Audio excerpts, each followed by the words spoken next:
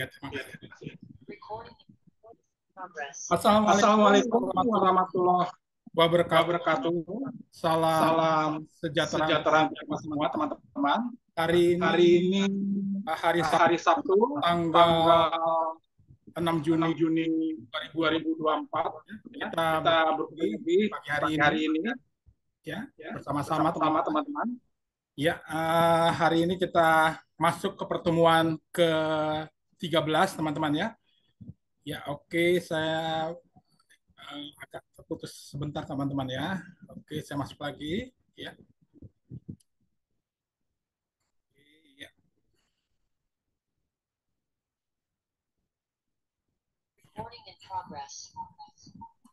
Ya, kita mulai saja teman-teman. Ya.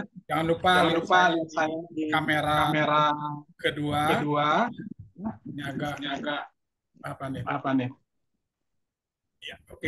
Oke, mudah-mudahan. Sebentar. Oke, baik. Kita masuk ke pertemuan ke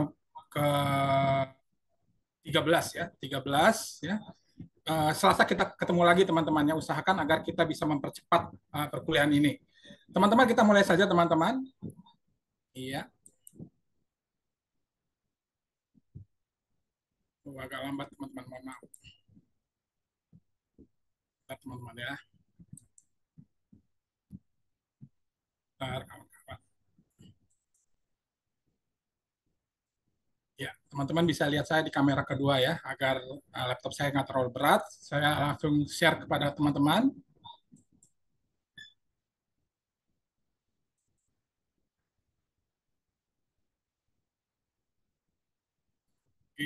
Oke.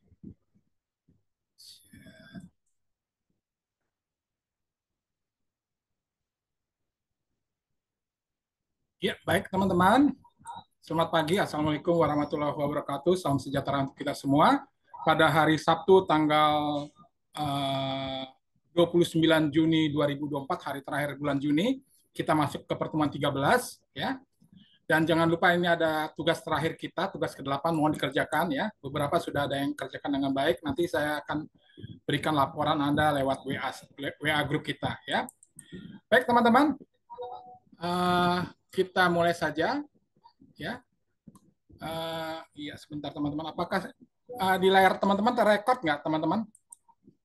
Halo teman-teman. Terrekord Pak. Rekord ya. Oke, kita masuk ke ekonomi pembangunan ya, dengan judul menjaga keseimbangan pembangunan ekonomi negara ya dalam pertemuan ke-13. Ya, kita mulai saja. Ini hari Sabtu 29 Juni 2024 ya. Harusnya tanggal kita mulai jam 10, kita mulai jam 8 pagi, 8.30. Harap perhatikan tugas studi kasus ke-8 terakhir. Baik, teman-teman. Dalam pembangunan bagaimana kita pentingnya menjaga keseimbangan pembangunan ekonomi. Tentunya pembangunan berimbang dan pembangunan tidak berimbang bisa terjadi ya dalam melaksanakan pembangunan masa kini ya. Berkaca pada sejarah-sejarah masa lalu, kita sudah belajar minggu lalu ya. Setelah Perang Dunia, negara-negara bekas jajahan mencoba bagaimana menggunakan strategi pembangunan ya. Pembangunan sosialis ternyata tidak mampu menunjukkan dorongan yang baik, apalagi pembangunan komunisme ya, dan mengupayakan sasaran pembangunan dalam parameter liberal kapitalis ya. Sehingga pembangunan sosialis lebih percaya pada a third part of development yang mungkin digambarkan sebagai bukan kapitalis dan bukan pula sebagai sosialis model Uni Soviet atau RRC ya. Dunia ketiga sekarang sedang berkembang dalam tantangan setelah pasca Perang Dunia Kedua, dalam menjawab masalah kemiskinan, ketimpangan, kelaparan, mortalitas, dan produktivitas rendah. Ya.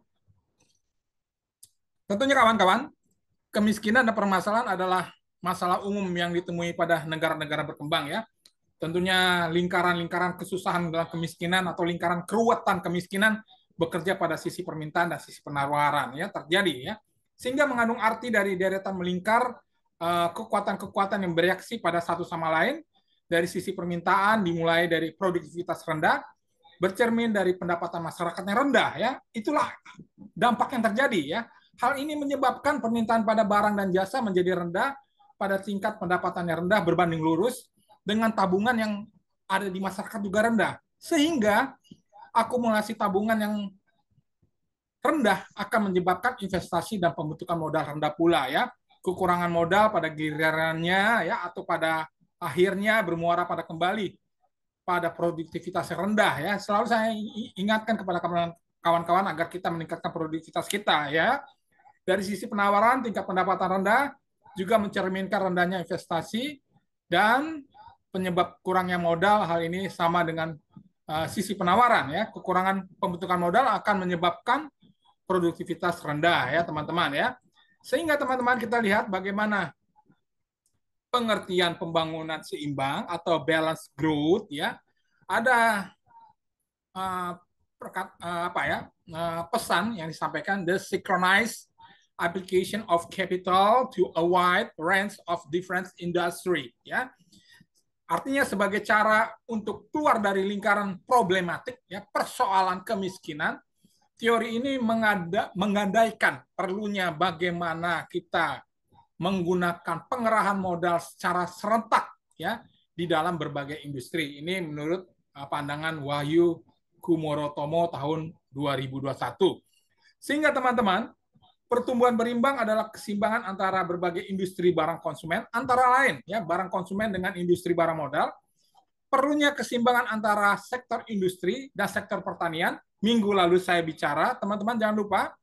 Sehingga keseimbangan antara sektor industri dan sektor pertanian, antara sektor luar negeri, sektor dalam negeri, terjadi keseimbangan antara overhead sosial dan overhead ekonomi ya. Ada dua hal ya, overhead sosial dan overhead ekonomi. Lalu pentingnya juga keseimbangan antara eksternal vertikal dan eksternal horizontal. Artinya pembangunan berimbang mengharuskan adanya pembangunan yang serentak ya.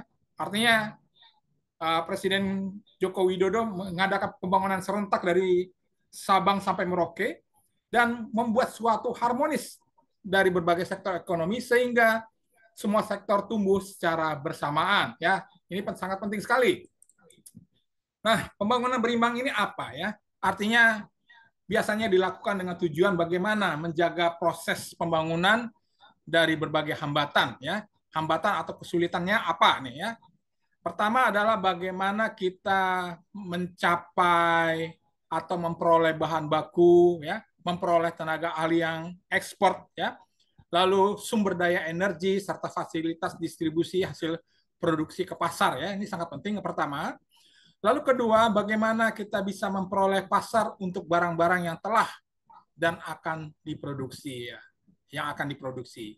Sehingga teman-teman, berdasarkan hal tersebut, pembangunan berimbang dapat juga digambarkan atau diartikan sebagai usaha pembangunan yang berupaya bagaimana kita bisa mengatur arus investasi ya, arus keuangan cash flow dalam mengatasi berbagai hambatan yang bersumber pada penawaran dan atau permintaan ya, supply and demand, sehingga pembangunan berimbang membutuhkan investasi yang lebih besar ya. Kita membutuhkan investor ya dalam suatu negara ini ya, sehingga orang tertarik menanamkan modalnya, kapitalnya ke negara kita. Ini pendapat ahli disebut juga teori besar-besaran atau big push teori ya. Nah, kawan-kawan, kita lihat teori tersebut adalah teori pembangunan berimbang ya. Ini adalah teori dari Rosenthal-Rodan ya. Teori pembangunan berimbang pertama kali dicetuskan oleh Rosenthal-Rodan atau dikenal juga dengan Big Push Theory. Ini menceritakan keprihatinan terhadap situasi setelah perang di Eropa Timur ya. Teori ini menjelaskan bahwa dalam melakukan gerakan industrialisasi di daerah yang kurang berkembang merupakan cara yang tepat. Artinya suatu wilayah yang berkembang kita bisa tingkatkan lagi ya. Kita bisa meningkatkan ekonomi ya. Untuk menciptakan distribusi pendapatan yang lebih merata ya, pendapatan masyarakat ekonomi merata di seluruh wilayah tersebut ya. Dan juga untuk meningkatkan pendapatan atau pemasukan di daerah yang bersangkutan ya. Sehingga dalam rangka mencapai hal tersebut diperlukan pembangunan industri secara serentak, secara bersama-sama ya. Tentunya secara serentak ini kita juga membutuhkan investor ya. agar tertarik menanamkan modalnya, ya, uangnya ke wilayah kita atau provinsi kita atau negara kita, ya. Sehingga teman-teman, kita perhatikan di mana Ronsten membedakan tiga jenis syarat mutlak untuk melancarkan pembangunan, ya. Pertama, syarat mutlak minimal dalam fungsi produksi, khususnya syarat mutlak minimal pada persediaan modal overhead sosial, ya. Kedua, syarat mutlak minimal pada permintaan. Ketiga adalah syarat mutlak minimal dalam persediaan tabungan, ya. Tiga hal tersebut teman-teman perhatikan. Fungsi produksi harus diperhatikan, ya, agar persediaan modal overhead sosial tadi saya katakan, ya. Lalu kedua, minimal permintaan, ada permintaan produk barang yang kita produksi. Ketiga adalah minimal dalam persediaan tabungan, ya.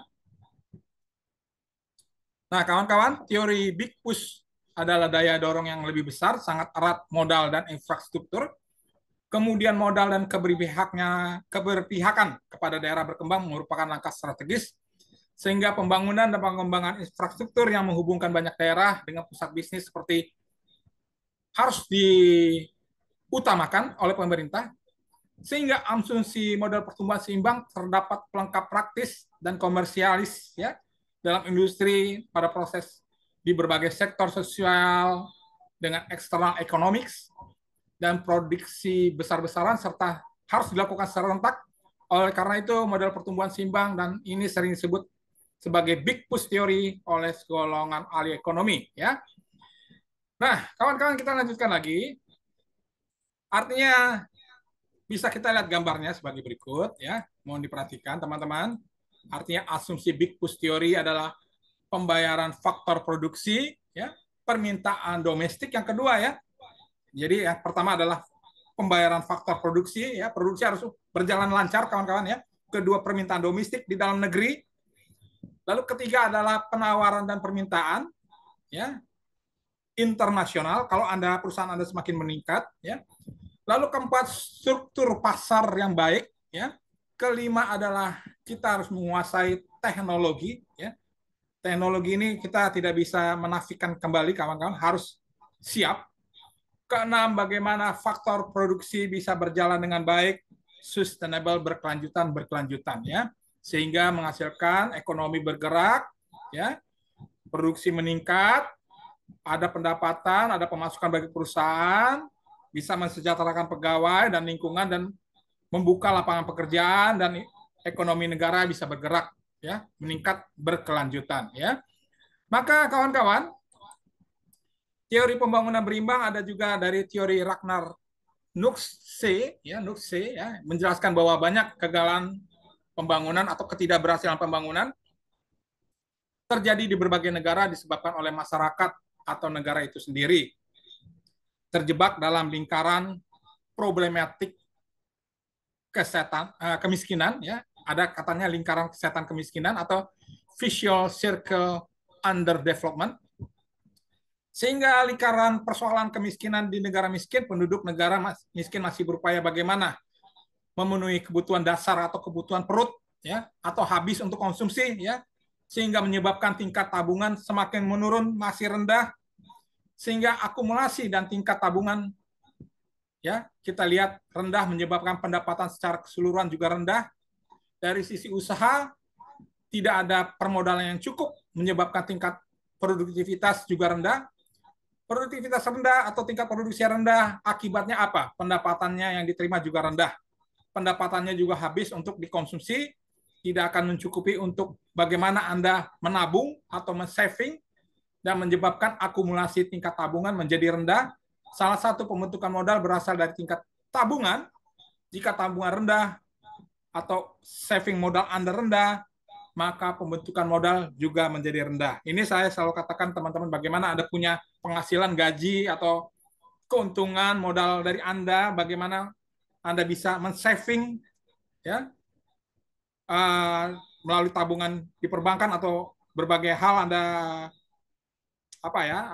proyeksikan atau membelikan suatu produktivitas yang bermanfaat, ya, misalkan Anda punya usaha pabrik, bagaimana membeli alat-alat mesin industri atau membeli simpanan-simpanan dalam bentuk yang berharga seperti emas, tanah, surat berharga dan lain-lainnya ya.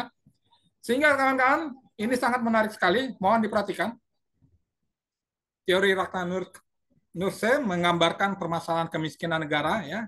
Ini beliau menyatakan kemiskinan terjadi ya. Mohon lihat, produksi rendah, pengetahuan rendah, daya beli pendidikan dan informasi rendah, dan pendapatan rendah ya. Nih kawan-kawan ya. Kemiskinan terjadi, mohon lihat, pendapatan rendah, produksi rendah, modal kecil, tabungan rendah ya.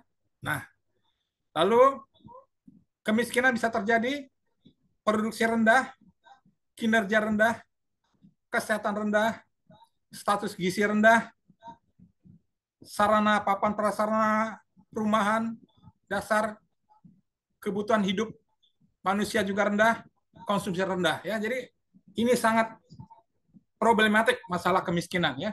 Nah, permasalahannya bagaimana kita bisa keluar dari kemiskinan ini ya? Bagaimana kita meningkatkan produktivitas kita sehingga daya beli kita bisa meningkat, lalu bisa meningkatkan status gizi kita ya. Di mana hari ini juga Bapak Presiden terpilih kita, Presiden Prabowo Subianto menyatakan bagaimana untuk meningkatkan status gizi kita meningkat ya melalui program-program yang beliau sampaikan ya. Mudah-mudahan bisa dilaksanakan ya. Lalu bagaimana kita meningkatkan tabungan kita sehingga bisa produksi tinggi, modal juga tinggi, dan bisa mensejahterakan kehidupan dari masyarakat ini ya, sehingga bisa daya beli pendidikan bisa tinggi, pengetahuan tinggi, dan berbagai hal kita bisa keluar dari persoalan kemiskinan ya. Nah, baik kawan-kawan, kita lanjutkan. Setelah kita bicara tentang teori pembangunan berimbang, sekarang teori pembangunan berimbang adalah yang ketiga adalah Arthur Lewis menjelaskan konsep teori pembangunan di negara-negara berkembang memiliki surplus atau kelebihan tenaga kerja. Sama seperti Nurse ya menyatakan ya. Nah, Arthur Lewis menyatakan pentingnya keseimbangan antara sektor pertanian dan sektor industri ya. Minggu lalu saya sudah katakan ya, ingat ya teman-teman, nanti ada studi kasus dalam ujian akhir semester.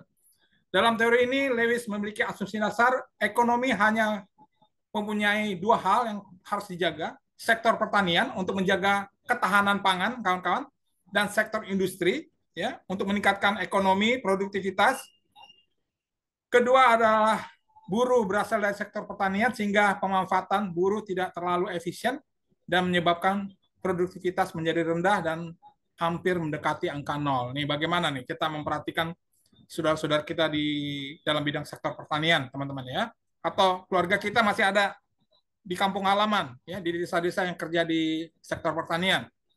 Lalu ketiga, keadaan terjadi adalah sektor industri lebih tinggi, maka buruh dari sektor pertanian akan pindah. Kurangnya efisiensi dan rendahnya produktivitas pada sektor pertanian tidak terlalu dipermasalahkan meskipun buruh bekerja hanya sedikit ya. Keempat, tabungan dan investasi akan terus dilakukan jika sektor industri mengalami keuntungan ya. Ini udah pasti ya. Lalu keenam adalah tabungan dan investasi harus lebih besar daripada inflasi atau upah ya. Jadi tabungan dan investasi harus ditingkatkan.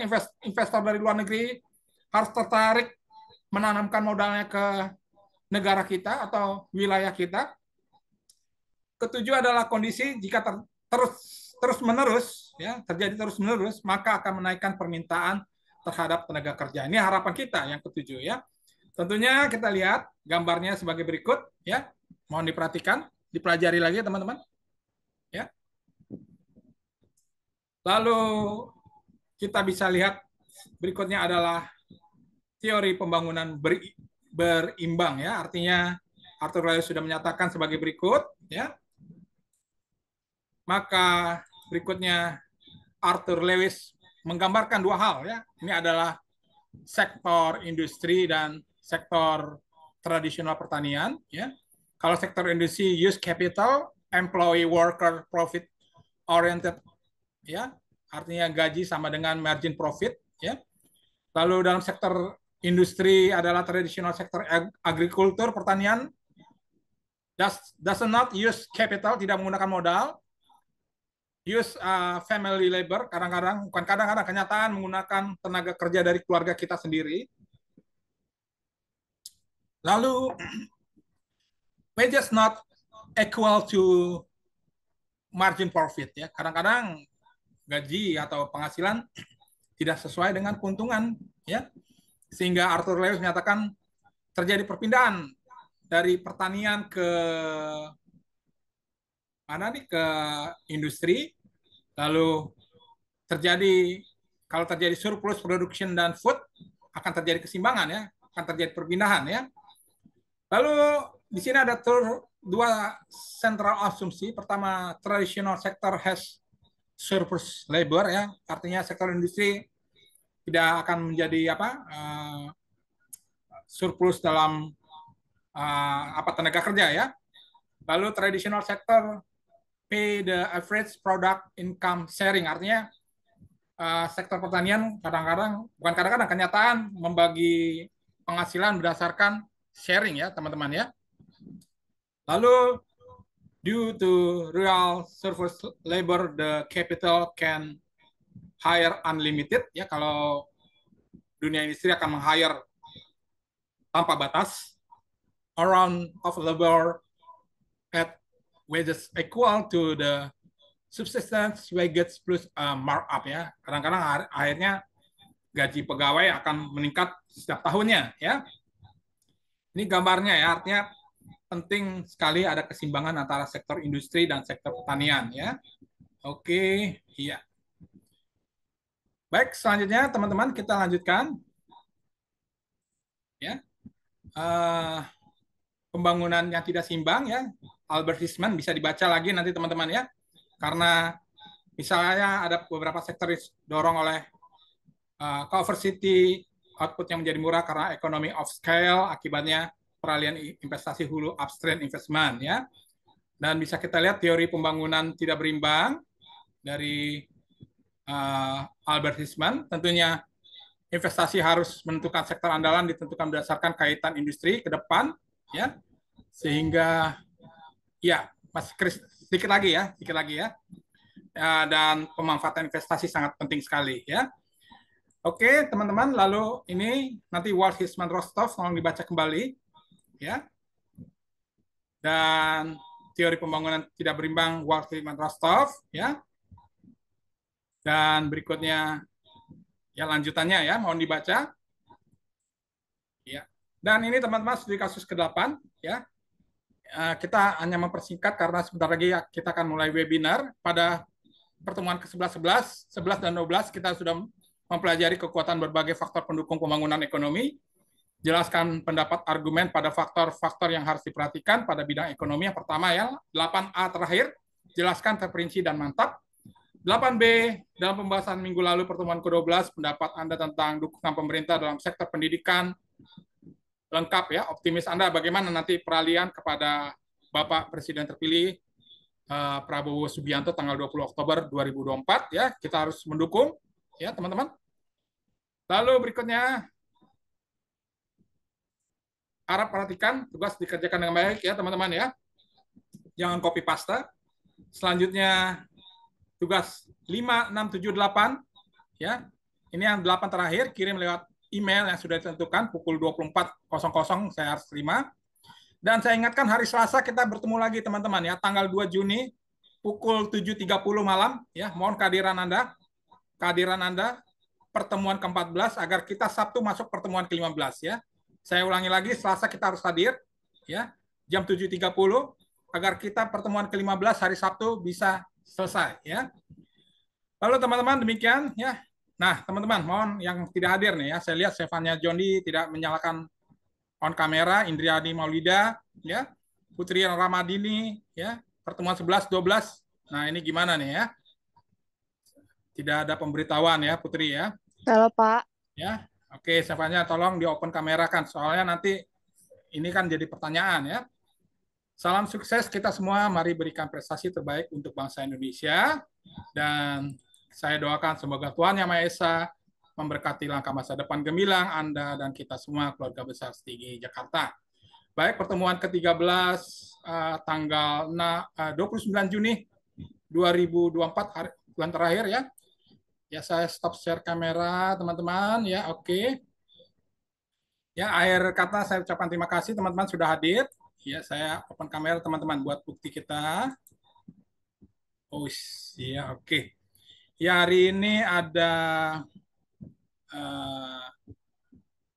bentar teman-teman. Iya, hari ini ada Insinyur Siregar, Horas, ya, Aprianti. Kenapa Aprianti mukamu ini dipukul pacar ya? Aduh, wah kamu benjol-benjol lagi, aduh. Irma Agustina tetap semangat, Indra Maulidana, gitu dong senyum ya. Stefania Jodi kok hanya jidatnya, Apriani Siki, nah iya dong ya. Mutmaina dan Christian Johannes dan Ida Fitriani ya. Baik teman-teman, ini pertemuan ke-13, kita ketemu Selasa ya, biar kita lebih cepat.